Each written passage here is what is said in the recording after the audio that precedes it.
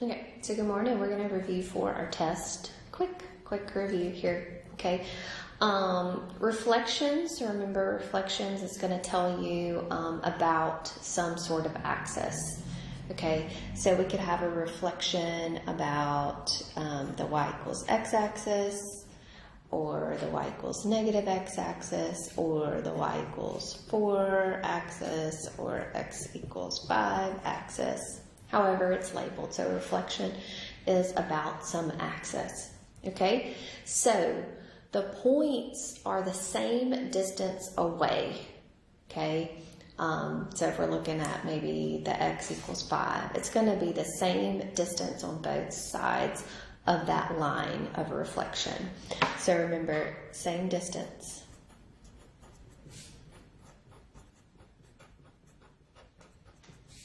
Away on each side of the reflection, or the line of reflection. Okay, so it's the same distance away. Equidistance, how about that?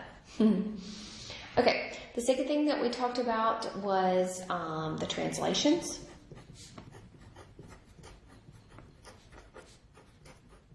So translations are taking your x values and moving them up, or your x values moving them left and right, and your y values moving them up and down. So translations mean that we're gonna, I don't know, I'm just saying x minus 2 and y plus 3. Okay, we may move it left, right, up, and down. This would mean that we would move it to the left 2, and then the y plus 3 would mean that I would move it up 3. Up 3. So translations would take it and move it left, right, up, and down.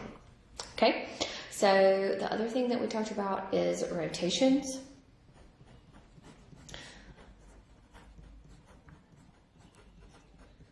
Okay, so remember rotations, you could have a 90-degree rotation. Okay, remember what that means. So 90-degree rotation means that you would have a negative y, x, so your y now would become a negative y. Okay, your 180-degree rotations means that your x and y values just become the opposite signs.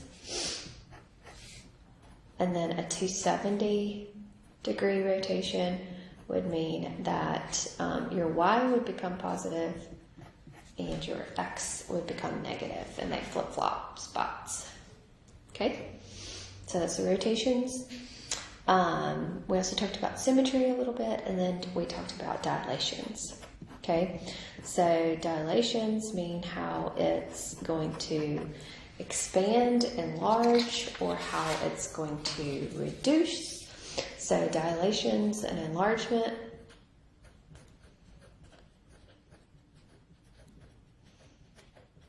would mean that our scale factor would be greater than 1.